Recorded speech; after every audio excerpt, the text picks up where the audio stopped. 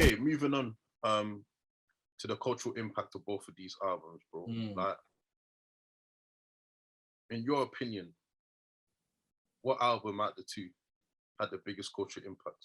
Oh shit, that's kind of mad stuff. This is quite interesting. I don't know. And the reason why I'm saying that, I think they both had big cultural impact because both of these albums sort of, you know, they kept the fuel to the fire to the neo soul movement for sure, man. And I think D'Angelo obviously has a massive part to play in it because his Brown Sugar album kind of started off that train.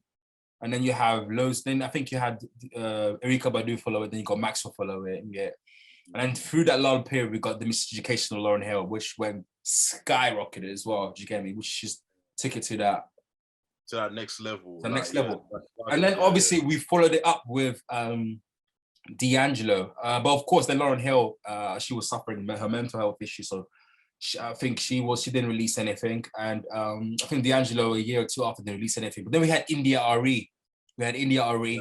She had a fantastic period in that period. Jill Scott. We had Jill, yeah, for sure. Jill Scott. Sorry, we had Jill Scott. We had Bilal. We also have maybe other artists that I haven't named. So I would say Music Soul Child. Music Soul Child for sure. Music Soul Child did quite well. So I will say in terms of like adding fuel to neo soul movement, I think they did quite a lot. And maybe, I'm not sure, but influencing hip hop to go more of the soulful route with Jay-Z's Blueprint. Obviously we got, I think, what's it called? No, Fishkill was 2006. So loads of those like old school soul sample, I think that will happen during that period of time. I think Kanye was all for, you can even say 50 Cent we had some soulful sample. Did he have soulful sample? He did. Yeah, so I think loads of mixtape days. Yeah, his mixtape. Yeah, I feel, and obviously, sorry, how can we forget Mary J. Blige and what she was doing during that period of time as well? That had a massive effect as well. But I say that though, but I do feel like there was just certain artists with that same style that wanted that style, went that route. However, people that didn't want that style still stuck onto their route. So that the style was the contemporary R&B style that was also very popular at that period of time. So I would say it had a massive influence, and it definitely kept the lights going as well. And sorry, the Roots crew with the Roots crew with Things Fall Apart during that period of time. Go, yes, how the fuck can I not even mention it? Questlove had a massive, also Raphael Sadiq. I'm so sorry, Raphael Sadiq. He's also one of my favorite. So Raphael Sadiq and Questlove played a big part in at least making the Voodoo album as well. And that fell onto what the heck was happening now. Now it's coming back to me. Common as well, with like Water for Chocolate. Like obviously with fucking Talib Kweli and Mos Def and them as well. I feel all of that had also direct influences and also influencing hip hop as well. So I would say that is the cultural influences. I would like, if anyone out there know, please tell me if I'm correct or not correct, and if you've got more evidence of it as well. Because I don't want to reach too much, but I do feel like there was 100% a certain influence from especially what Lauryn Hill was doing, and then what D'Angelo was doing, what some other artists was doing, that kind of also made a rise in hip hop as well. But yeah. 100%. And I feel like, do you know it's though, Kev? This may sound a bit controversial, because for this question, I'm going to say the Miseducation had a bigger cultural impact. Yeah. And I just want to pin this question to you, innit? Before I continue to answer the question. Do you feel like Brown Sugar had more of a cultural impact than Voodoo? Yeah, I can't lie. I don't think that's even a cap. But yeah, I think so. Yeah, I probably would think that. I think that. I wouldn't be surprised. I wouldn't be surprised if that's the case. And the reason why I'm basically saying that, it was the first. But again, because it's the first, I'm not necessarily sure if D'Angelo had not come out that day. Those other artists, I think still would have released the album. I just think it was just by coincidence that it took, they released a year or two later. But I would say that Brown Sugar had a bigger cultural impact. And that is because D'Angelo was drawing more from the soul element, soul element rather than the sort of 80s R&B element that Diddy and them was kind of doing as well. But he was 100%. I think D'Angelo was 100% influenced by like Mary J. Blige and also what Diddy was doing, but he just took it from a different element and brought the soul element to it as well. I think there is, and I think you see it a lot in like R&B music, how R&B is influenced by hip hop, how hip hop is influenced by R&B, and the same vice versa with soul and neo soul. All of these black genres, so all these genres influence each other that seamlessly. So I would definitely say Brown Sugar for sure had a bigger cultural impact than Voodoo. I wouldn't be surprised. This is the reason why I'll pick Miseducation of Lauryn Hill. I would have picked Miseducation of Lauryn Hill anyway, innit? Yeah. Because I just feel like, bro, even to this day, yeah, like you ask some of your favorite artists, yeah, like the best album or like if you ask them, if you were to ask them, like whether it be Solange, whether it be bro, like you ask them to give you their top 10 list of favorite albums of all time, innit? I guarantee you, yeah, Miseducation of Lauryn Hill is in there, innit? Yeah, and I know that. And I know impacted so many. Yeah, Miseducation of Lauryn Hill impacted so many people, and not just people, artists, and not artists that are into hip hop and R&B. Yeah, it was always all walks of life. I remember Adele. I remember like I saw like Adele was interviewed by some magazine, and she said that that's her favorite album. Yeah, I mean for sure. You know so people that are not even in, like people that are not even, they don't even do hip hop and R&B music, are influenced by that album. Yeah, you're 100% right. But there's also the same thing with Voodoo. There's loads of artists. I think I can't put a top of name that don't only do hip hop got influence, but 100% sure I do agree with you. Miseducation had a big influence, but I also know the reason why it also did much better, and that's also because of the way the songwriting. Like like Lauryn Hill songwriting, it's much shorter and it's more formulaic than Voodoo. Voodoo's less formulaic. Like Voodoo doesn't go by the sing-song structure like the way Miseducation. It's more unorthodox. It's more unorthodox. Yeah, Voodoo's more unorthodox. Voodoo's 100% more unorthodox album, and that also dampens how big an album can be. So that 100% made a big impact. That's why I remember I sent you the listening experience for me on Miseducation was a lot more. Yeah. I mean, you remember, like I remember listening to Miseducation, and I can remember the records. On Voodoo, it's taking me a longer time to remember those records, and that is because of like the sing-song structure. Do you get me? And there's a reason why pop records always will do better in the charts, and that's because there's a chorus, there's a verse. There is a chorus, there is a verse. Yeah, it's identifiable. It's identifiable. It's memorable. You hear it once, you hear it a few times, you understand it. While with Voodoo, there's less of that structure. There's more instrumentation. Do you get me? There's also more sort of like more loads of like riffs, and all of that adds on to for record to be less identifiable than the other record. But that doesn't mean that Voodoo is not still a masterpiece. It's still a masterpiece. It's just that one is unorthodox, the rest one is more like formulaic, I would say. But not in a bad way. Do you get me? Just different approaches. 100%. And I feel like obviously at that time that Miseducation came out, obviously that was just after the whole Tupac and Biggie's, fiasco. Oh yeah. There was that. Yeah. So obviously hip hop was in a weird place, innit? Was in a weird place, and I feel like Lauryn Hill came. Remember, bro, like it was very male dominated at the time. So I know you had your MC Lights and your Queen Latifahs in it, but they weren't really commercially successful like that. Yeah. For sure. You had Lil Kim, Foxy Brown, but they were more like more to the sort of the sexual side, innit? Yeah, I feel like Lil Kim and them, like Lil Kim did very well for her period of time. But did very well. Yeah. But obviously she operated in a different lane than Lauryn Hill, innit? Oh, for sure. So then, I just feel like Lauryn Hill was that breath of fresh air. Do you know what I mean? She wasn't too sexual. You know what I'm saying? She wasn't too. Neither was she too like lyrical miracle. Do you understand? Like, do you know what I mean? Yeah, for sure. Like she was just a perfect blend.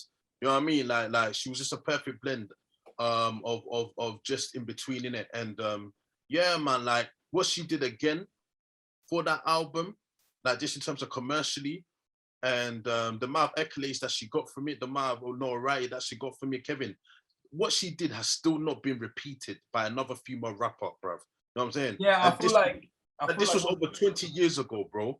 yeah, This yeah. is I feel over 20 years ago. What she did, yeah, that's what I'm saying. That's what you can measure the impact of somebody. You can measure the amount of impact someone's had if, yeah, what they've done has been replicated. You know what I mean? yeah.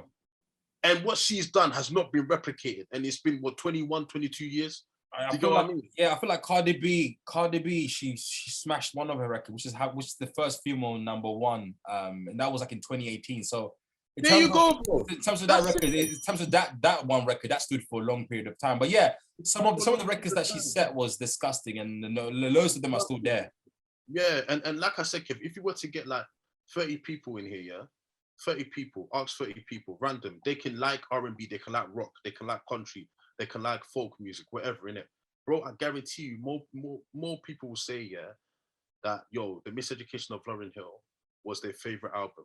Do you know what I'm saying? Yeah, it was in loads of people's best list. Yeah. Over Yes Say Voodoo. Do you get what I mean? Like Yeah, I mean, I'm not like again. I'm 100%. That's not even surprising to me. That's not even surprising to me. Yeah, it's not just surprising. Yeah, but the the education of the Miseducation of Lauryn Hill traveled, bro. It 100%, 100%, It 100%. traveled across multiple different parts of the world, bro. You know what I'm saying? Go on. Yeah, it traveled, and I feel like that the impact of the album can still be felt today. Yeah.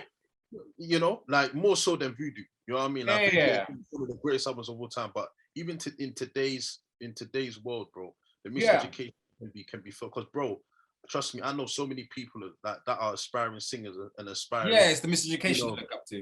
Yeah, and bear in mind, some of these people that I'm talking about, they weren't even born when the Miseducation of Lauryn Hill. Yeah. Like my little cousin, bro, she was born in 2004, bro. Yeah, for sure. You know what I'm saying? And then, bro, she's telling me, oh yeah, Miseducation of Lauryn Hill. You know what I mean? Like, bro, like that album, yeah, it traveled, didn't it? It just traveled. For sure. In my personal opinion, yeah, like the Miseducation of Lauryn Hill definitely wins this one, innit? You know? For sure. That is their cultural buzz, isn't it? Culture impact. Yeah. Oh yeah, no, I mean, I can't lie. That is 100%. I don't dispute it, and I think you're correct. But I was gonna add on to what as an image she managed to achieve as a female artist. And I feel like that was like one of the conversations that we've been having, like the state of the female rap game, and like how it's very hard for female artists to do what Lauryn Hill done, because most people take the Lil Kim route rather than the Lauryn Hill route. And it's quite interesting because one of them will be controversial. Yeah. Sorry, yeah, but it's quite interesting because go on. No, go on, bro. Sorry, go on. No, I was gonna say because it's quite interesting because obviously Lauryn Hill route is the more beneficial. I mean, in terms of like sales, the stature, what you get with the Lauryn Hill one is bigger than the Lil Kim route. But the issue is the Lauryn Hill route requires more skills to do it right. But I do feel like there is a lane there. And I would want at least more female artists to go that route. And you can even see it with artists like, what's their name again? Chloe and Bailey. Who's the one that's going solo? Chloe. Yes, I mean, she's starting to even more over-sexualize herself, which I'm like, why? But again, I understand. But it's like, Because like I said, because remember I told you back in those days, the female rap game, it was shifting, innit? It was shifting more. It was shifting more down the Foxy Brown, Lil Kim route, like that shock value, sex sells. You know what I mean? Controversy. You know, all of that. It was going down that route. But obviously, Lauryn Hill, she was the complete opposite to that. Yeah. And like you were saying before, bro, this is why for me, what she achieved here is so flipping commendable because, bro, imagine, she was just like a female rapper, that was just like, I wouldn't say she was boring in it. She wasn't boring, but there wasn't really any sort of shock value to her. Do you get what I mean? Yeah, 100%. She was just a very talented singer that could rap well and sing well. You know what I mean? Make fucking fantastic records, folks. Fantastic records. There was nothing like controversial about her. And remember, like I said, bro, like at that time, that's where the industry was going. You know what I mean? For sure. Sex was selling. You know what I mean? Sex was selling. So the fact that she didn't, go down that route and still was able to do better than, even male rappers at the time, bro. Like, you know what I mean? Like it's crazy, man. It's absolutely crazy. And that's the reason why what she did, the achievements that she sort of had back in those days, that's why it has not been replicated since. For You know sure. what I mean? Because Lauryn Hill, she's one of one in it. Oh, She's for one sure, of for one. sure, for sure. I do still feel like her model can be replicated.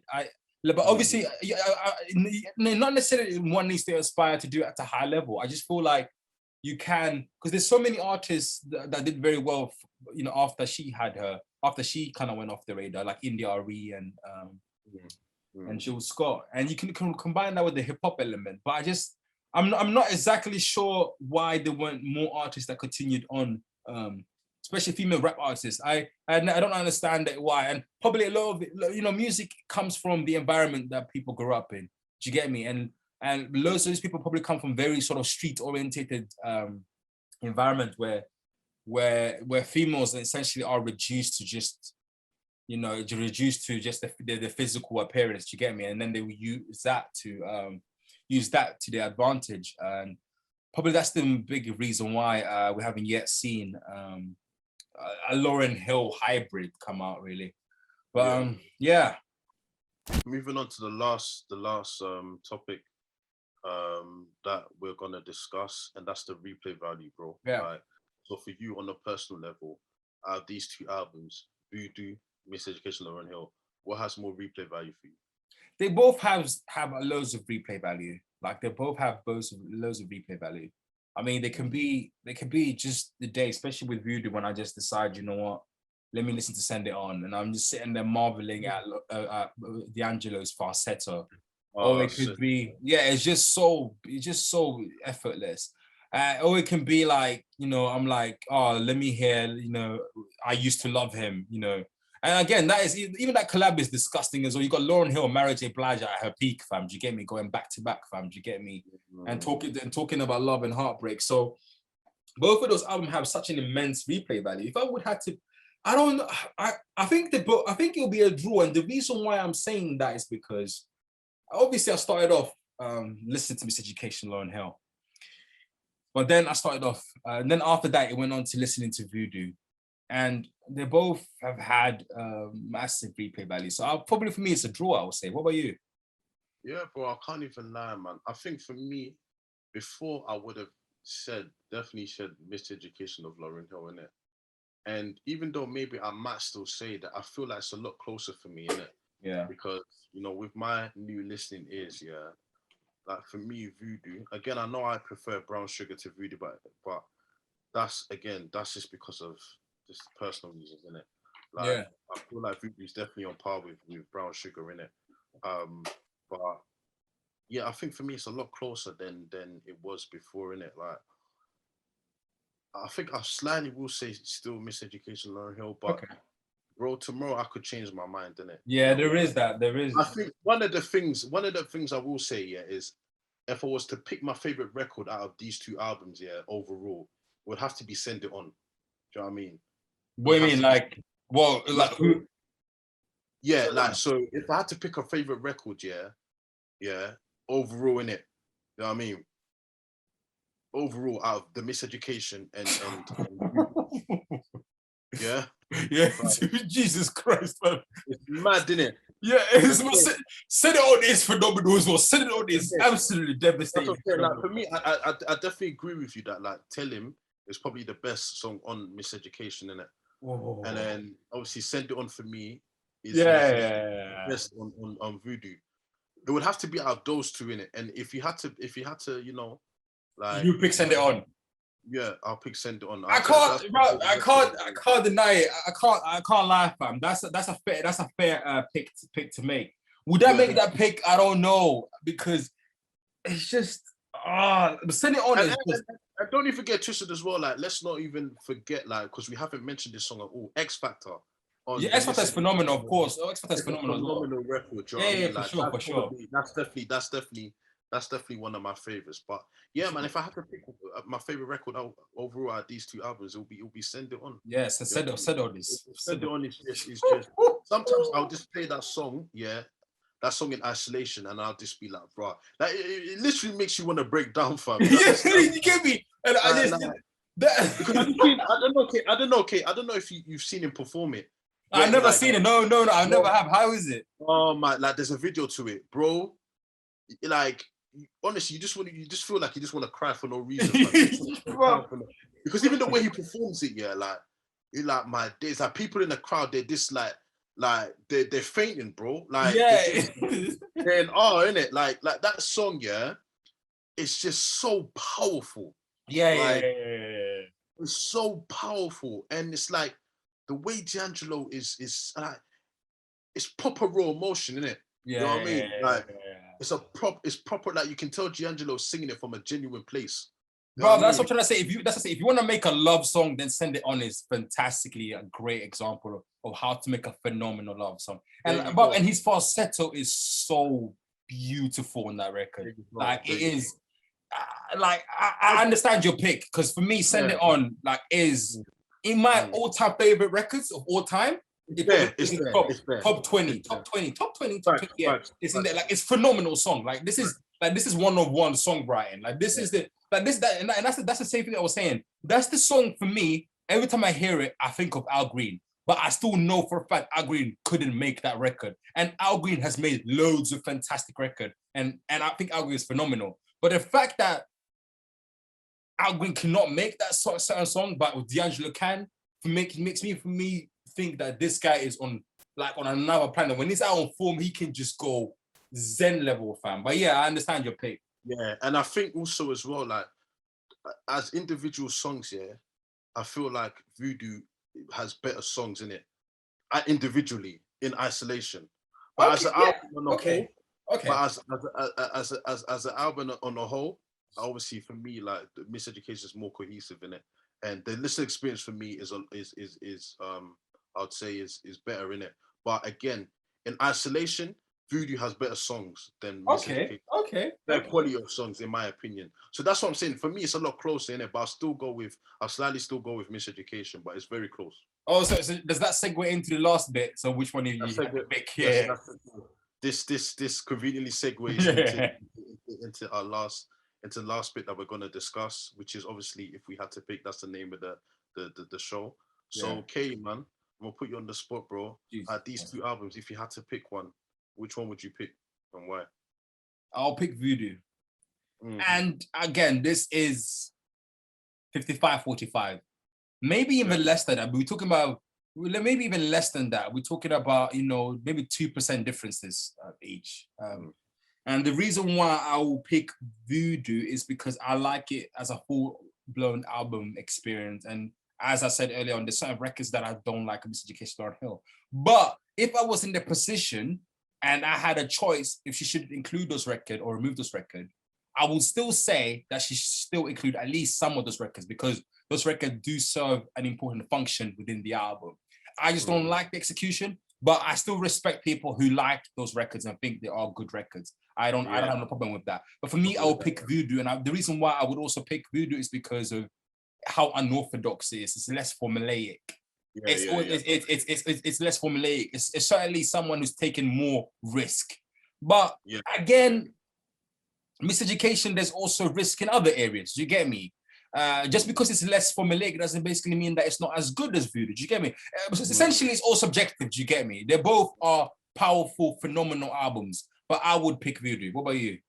Yeah, bro. I think again, for me, I'm gonna pick Miseducation of Lauryn Hill. But to you, it's probably 52-48, bro. Yeah, like it's just minuscule. That's it, minuscule, man. And again, or 40 for me, or 49-51 for me. 49-51. Yeah, something like that. Yeah. I'll go with that as well. Like there's very little in it, and for me, it's just about like the listening experience for me, and that's what it's about. But like honestly, again, I've taken a listen to Voodoo just before we did this, and I'm thinking, bro, like this is some next level stuff, man. Yeah, for sure, man. For sure. This, is just it's wow, innit? It's mind blowing. So I mean, again, bro, on another day I probably would have picked Voodoo, but I just have to go by what I listen to the most, innit? Yeah. Can I also add one thing as well? We need like I don't know if I said it before, but we need to give these lot immense credit how they're able to make the album contemporary while still blending the past and the present. Like these album is so hip hop. Like I don't care what anyone says here. Devil's Pie is like one of the greatest beats the greatest beats I've heard, bro. And so is some of the other records, like Do Wop That Thing on what's it called, Miseducation of Lauryn Hill. So I would just like to say that this album is so hip hop. Like one could even argue like how hip hop it is and how at the cornerstone is. Yeah, and we need to add as well. These albums are very well produced. Yeah. And also how they're able to combine all of the great, black genres and also even other genres. I mean, it was D'Angelo also got influenced by like rock or something. I don't know, but how they're able to combine old historic genres and able to create something that respects the past but still looks to the future. And that's the reason why these albums are mad. But yeah, go on. Yeah, 100%, bro. Like, yeah, I couldn't have said that any better. But yeah, for me, there's not much in it at all. But I'll go for the Miseducation of Lauryn Hill, innit? Like, yeah, that's fair. Yeah, I'll go for the Miseducation of Lauryn Hill. But obviously, there you have it, man. Obviously, I picked Miseducation of Lauryn Hill. Kevin picked Voodoo. But I think obviously, like I said before, both of these albums are two of the greatest albums of all time in any genre. Facts. And I mean, Lauryn Hill, I know that she never released a follow-up to the Miseducation of Lauryn Hill for various reasons. Yeah. But it just goes to show you that she just released one solo album, innit? Yeah. But then this album, stands the test of time. Yeah. Like she did like Lauryn Hill. I remember before, Kevin, I told you that, like, I want Lauryn Hill to actually make a follow-up to Miseducation of Lauryn Hill because I just want to hear new music from her. But when I actually sat back and deeped it, I'm like, I don't need another album from you, I swear to God, blood. Because for me, the Miseducation is enough in it. I mean, and I don't want you to release an album that, because I know if she was to do one now, bro, it just wouldn't, like everyone would compare it to the Miseducation of Lauryn Hill, and you can't compare. You can't compare no album to the Miseducation of Lauryn Hill because that is just it's one of one in it. You get it? So whereas D'Angelo, he's been a bit more active where he's released even though it's been terrible as well. Bro, like when did the Vanguard come out? Vanguard came out like 14 years after 14 or 15 years after. And there was and literally like there was a huge. Like there was a possibility that he would have never released another album. Yes. And the fact that he still was able to produce Vanguard and that also has like Really Love, that is also one of the most devastating songs. Bro, one of the most beautiful songs. The fact that he's able to do that 14 years after is mind-blowing to me. Mind-blowing, yeah. This goes to show you his rigidity, innit? Like both of these artists are different, innit? It is different. So yeah, like, we want to know what you guys would pick. Would you pick Miseducation of Lauryn Hill? Would you pick Voodoo? And obviously, why would you pick either of those albums? Let us know in the comments below, as per usual. But obviously, thank you for tuning in. Like, comment, subscribe, all that stuff. You know what to do already. And obviously, me and Kira will be back again real soon with another episode. So stay close. Sir. Till Peace then, and love, guys. Peace and love.